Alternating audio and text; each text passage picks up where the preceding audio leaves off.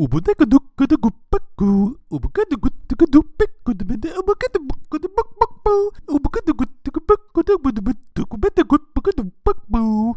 hello again, everybody. Welcome to a special Q&A special time with CM Kozeman.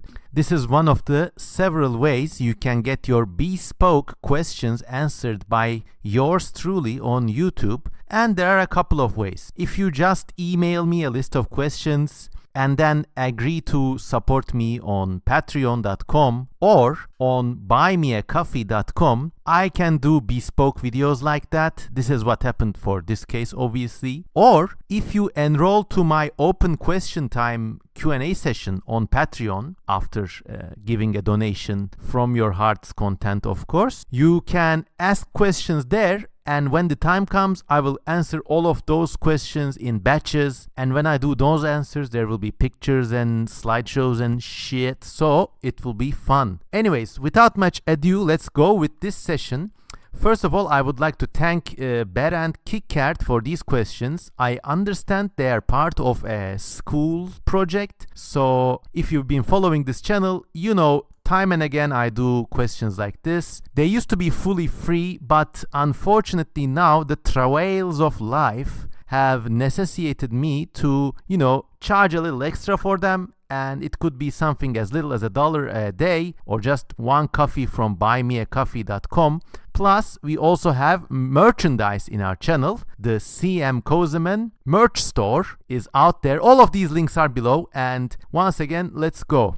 Thanks for your patience, says Berend. Here are my questions. Okay. In terms of the art style you create, do you have any big inspirations? Yes, my biggest inspiration was Wayne Douglas Barlow. He was the epic great-granddaddy of everybody who's into creature art. He's very well known for his book Expedition, which chronicles life on an alien planet. He's an amazing nature painter, and he has a really nice grasp of the science fiction genre in general. For example, when he's drawing aliens, he just doesn't draw weird reptile people or insect people, but you really see the muscles on these creatures working. Their hands are unique. You really feel that these things evolved from something, and Wayne Barlow is the go-to person for this sort of art. I don't think his genius has ever been matched, not even in our productive communities.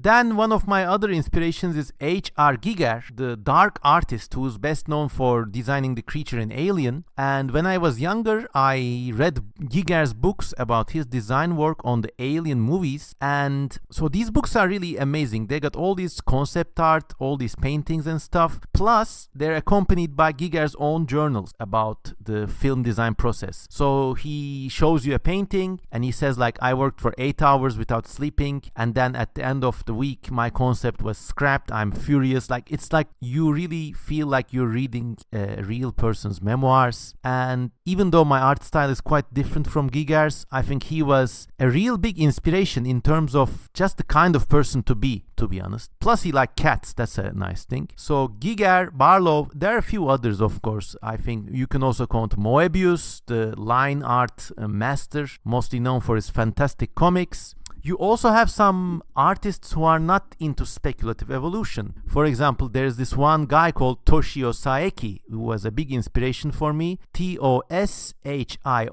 Saeki, Saeki. Well, I'll just leave the name there. You can Google his work for yourself. Then there are like quite ordinary quote-unquote painters who are household names, but because they're household names, people tend to overlook their genius. And these include names like Picasso, Henri Rousseau, Max Ernst, the famous surrealist. I've really been inspired by the sensibility of their works and lives, all of them.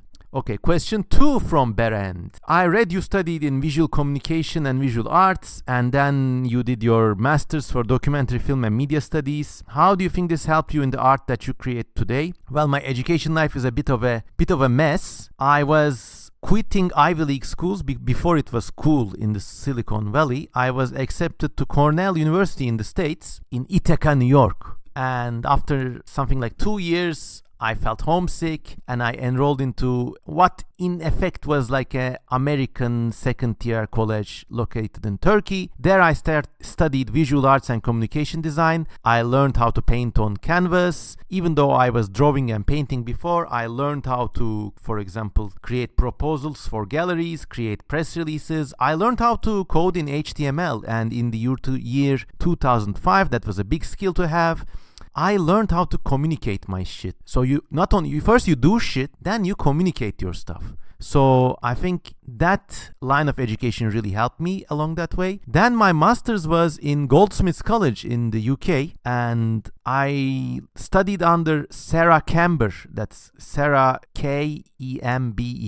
She was a really based media theorist. And I mean, even though this line of study was sort of a, let's say, rhetoric heavy line of study, there was lots of postmodernist stuff going on. But I mean, credit where credit is due. Miss Kember taught us, or at least taught me, that all these stuff like postmodernism, hypertextuality, rhizome culture theory, stuff like that, they are not complicated words you use to impress stupid arts and culture people in parties, but they're just tools in your toolkit to look at media and make sense of media. And of course, what is media? Even defining that was quite enlightening for me. In this day and age, in every day and age, people consume images, stories, sounds, and music, and use them to craft their personal narratives. In that way, they're also sometimes influenced for their choices in life. And if you study media in that way, you can actually arrive in quite a lot of based and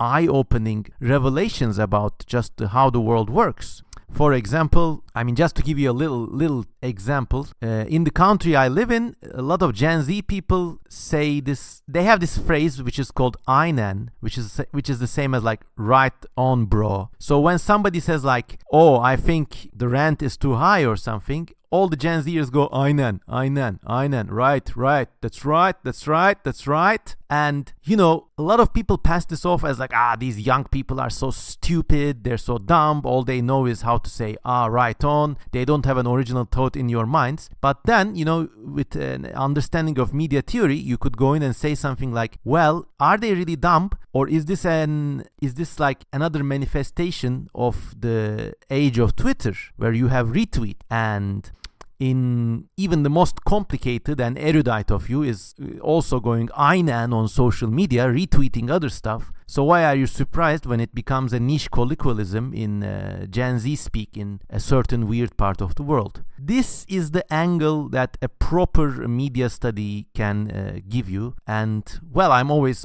thankful for this education. I mean, not all of this helped me to draw better, but it really helped me to become the person I am. And being this way, you can find more original stuff to draw. Okay, number 3. Given the works you make, I would have expected you to have studied something like biology or paleontology. Well, I was planning to do a double majors in biology or zoology and filmmaking in Cornell University, but then I didn't. But, who cares? Is this something that interests you personally or that you sought out independently? Well, I won't say the same about biology, but paleontology is an area where there still is a great field of intersection with art and, well, science. And there have been many people who started out as artists and then became interested in paleontology and became proper paleontologists. In a similar vein, I think the best paleontologists are those who can communicate their ideas better with images. And with paleontology, there's always lots of media use utilized too. The best dinosaurs, like everybody's talking about Spinosaurus, you know why that is? It is to do with the fact that the people who publish all these Spinosaurus revelations have really cozy media connections. And so there. I'm happy not having studied paleontology, for example, to be honest, because I think it would have limited me, but it's just me. I'm a real big-time eccentric. I don't know if there's a way to study subjects one by one. If you want to be like me and, content warning, don't be like me. But if you just want to be a similar person, I think it all comes down to the people you interacted with, the people who inspired you or who even tutored you. I don't think like a drop-down menu selection of which area to study can get you that sort of fidelity in whatever you study. So there. Anyways, moving on.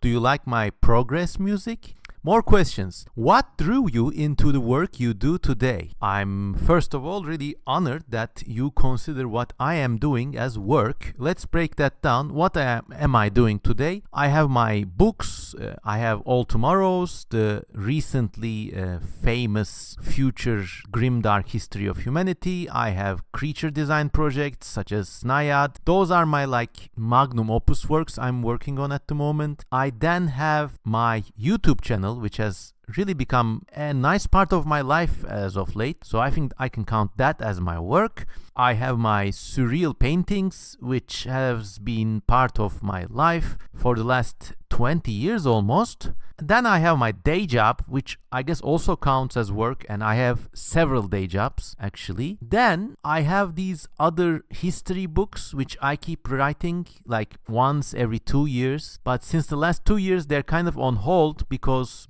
well, All Tomorrows and Snaiad have become of primary importance. Let me just say that much. So what drew me into that? I think it all started with my interest in strange creatures as a child. I always wanted to see and draw and learn more about strange beings that were not humans or nor cartoon characters. One of my oldest memories was I think I was 4 or 5, and I remember asking my grandparent, would you think I should go into robots or I should go into dinosaurs? And of course they were really puzzled. Well, it was just like me trying to find out which area I liked more. I think it started with this innate interest. Then as I learned and began to apply my learnings, and I mean, at the end of the day, I think drawing or painting are still my primary sources of enjoyment. So I think, let's say, a visual interest in strange creatures got me started on this lifelong quest, at the end of which we are all gathered here now. Okay, another question. How do you start your projects? Once you have an idea, what is your process for making it into a well-crafted narrative? I think the projects always start with like a sketch or an illustration, and then a few months later you realize you could do more of that, and then you do some more, then you do some more, then you realize, okay, I could do something big out of this, and then it becomes a matter of process management. For this I can give you an example from Snaiad, the natural history of an alien planet. By the way, if you want to see sneak previews from Snaiad, please visit me on patreon.com and become a supporter. So for Snaiad now, I really have a process going. I have these days when I go out and sketch. I then enlarge the sketches. I do a rough line art, and then I do a proper line art, and then I scan these, and then I edit the scannings, and then I finally fully digitize them. After those are done, I place them on a family tree, and at the very end, I start writing about them. And to this day, I still haven't written about many animals. I'm still drawing creatures. When it's complete, the Snaiad book, I think, will have more than 1,000 creature concepts, which will make it a unique book in its field, let's say. When you think about another project, such as the All Tomorrows book, the rewrite, and that has a different process flow. For that, I take notes on paper, then I sit down and write them up, and then I clean the writings, and then I always have this process where I let the chapters age like wine. So after 2 months I go back at chapters, review them, edit stuff. When the chapters are finally done, I start making the drawing. So it's the opposite from Snaiad. Snaiad was drawings first, then text. This is All Tomorrows is text first, then drawings. And you really have to manage the processes and integrate them into your life. I find time to do all of these among my day jobs and my life obligations and stuff like that. Sometimes people make this mistake. They find this cool idea, such as, I don't know, birds that swim underwater like whales. Then they try to magnify that into a book project. They say, I'm gonna make a world of swimming birds, or a world of mechanical roly-polies, or whatever, But actually, the life force for that project is only a few drawings long. and they're trying to extend it, inflate it, and they get chafed and they get bogged down. It becomes an Achilles race against the tortoise. You first have to do half of the work, then half of that work, and half of that work, and it telescopes into infinity and it falters. Whereas in the first place, you should not have actually gone for a book project, but maybe just made a portfolio of 4 or 5 projects and written about them and sealed them, and that's that, you know. And so that's my project management timeline. It's actually kind of disillusioning how much of like time management this becomes after a certain point. And maybe that's the most adulthood has crept into my life, but I don't know. Same with surreal paintings, for example. There has to be a project management timeline. So for paintings, I paint on real stuff, you know, none of that iPad stuff for me. I buy paper, I buy paints. I have got a section of my desk always ready to paint, and literally like when I'm between cooking meals or when I wake up or when I'm in a boring meeting in my day job or something, I just sit down and paint on the side. When the paintings are finished, there's a, again, workflow process of me digitizing them, picking the best ones, choosing which ones to frame and stuff like that. So it all becomes about process management. But then there are these very relieving parts of life when you break this cycle, and then the things you create are very fresh, and maybe they can form the basis for new creative processes. For example, when this summer I spent like a month at my parents' place, and it was like a summer getaway kind of thing, and normally I did not have access to my painting materials, so I went to a local art shop. They had a limited selection of colors, so I only bought like red, yellow, black and white. And then art paper there was really expensive, so I bought a sheaf of actually like thick cardboard, almost like packing cardboard, if you know what these things are. And then I did not have my original brushes with me, and they cost a little, so I actually bought a bunch of like wall painters paintbrushes, which are very crude, you know, and cheap too. So with these limited materials I began to paint. The first few things that came out were really crappy, but then I started making some really interesting and like raw, primordial and like exhilarating works, and that was that. So if you are ever caught in a creative block, change your lifestyle, change your location, go to a new place. If you have disposable income, maybe you could try something like, I don't know, moving to a friend at a different city for like a month and just learning new things there, changing your modus operandi. That really helps. Okay, more go. What would you say are the most important skills to possess when it comes to world creating? Once again, to repeat my previous answer, I think it's an ability to manage your workflow and integrate it into your life.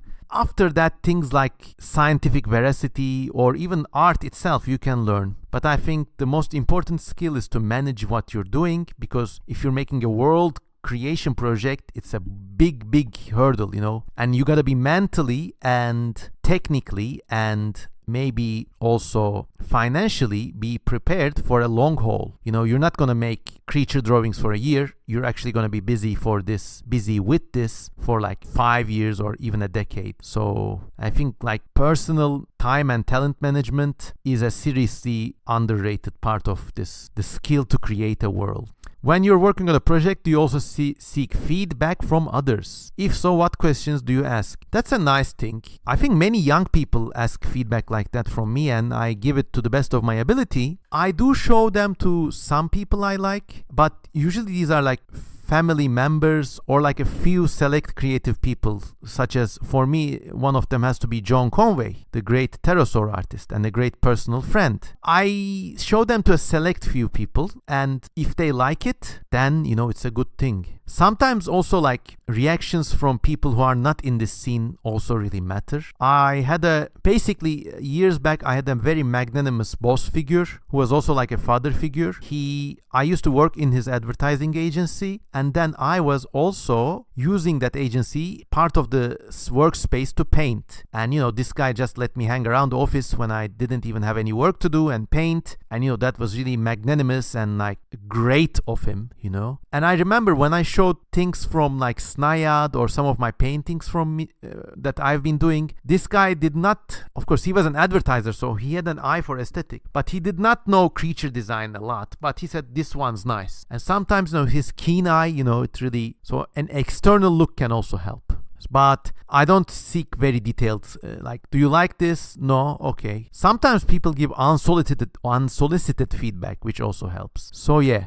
What do you do when you have a creative block? I don't have them. I seriously don't. Maybe it's part of my character, my psychology, but also because okay, so that's the thing. This is not my day job, I don't make the rent by making Snayad or All Tomorrows. At least not yet. Or I don't make the rent by painting, So unlike some artists that I know, I'm not desperately looking to sell paintings. So when things you do become work in this sort of way, you get used to hating them. And when you hate them secretly, subconsciously, you get art block. I never do. Plus, having a real day job, and my day job is a copywriter, mostly for PR companies, advertising companies. So imagine you spend half of your day working for this PR thing, and then the other half, you also have like 3 hours to go before you get home and you have to like have dinner and like relax and stuff. If I hadn't spent the previous 5 hours with the advertising jobs, maybe those 3 hours would not have been as valuable. But because I do both of these things, I switch tack, and I always work very intensely. So maybe in order to avoid creative blocks,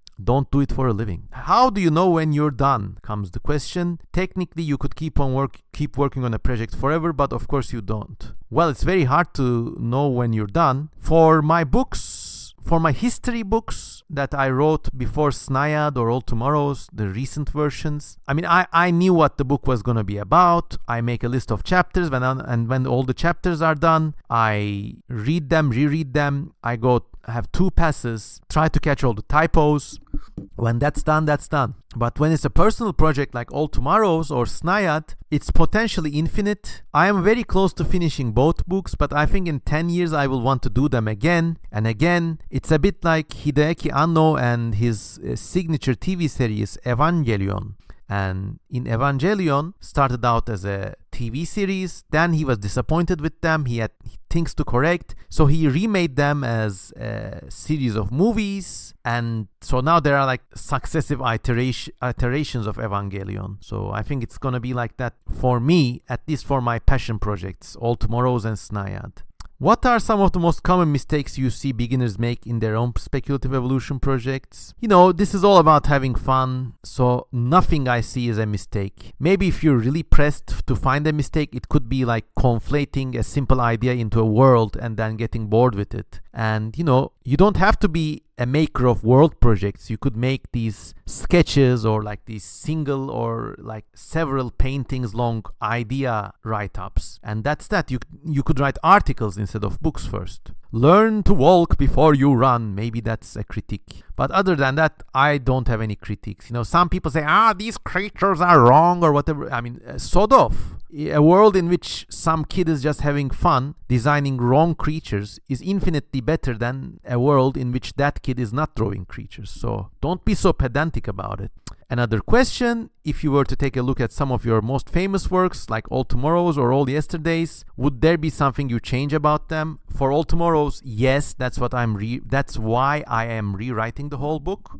And for All Yesterdays, the dinosaur book, well, I worked with John Conway on that one, and John Conway was always rushing me, trying to get me to finish stuff on time. And I said, we should spend more time, we should draw more dinosaurs, but he kept saying, perfect is the enemy of good. So we did a good enough job, maybe a great enough job. But looking back at the work, I still think it could have been longer. Some of the writings, especially, I did like 99% of all the writing on All Tomorrows. So some of the writing I could have done differently, But then again, John said, perfect is the enemy of good. And then we finished that book in record time. Like, I'm not kidding, like in 2 months or something, the whole book was finished. If I was to do that alone, it would have taken me at least 5 years. And of course, there are things I want to change with all of them. But, if you like them, then I'm happy. And then finally, what's your favorite dinosaur? Asks my good friend. It would have to be, I think, either one of the sauropods, the long-necked Titanic giant ones, or Ceratosaurus, the 3-horned, saber-toothed predatory dinosaur that looked like a weird overgrown crocodile. So there, I hope you like these answers. I hope they were satisfactory, and I hope you, my good friend Berend Kikkert, have a good time with your project. Once again, please consider supporting me on Patreon, and also,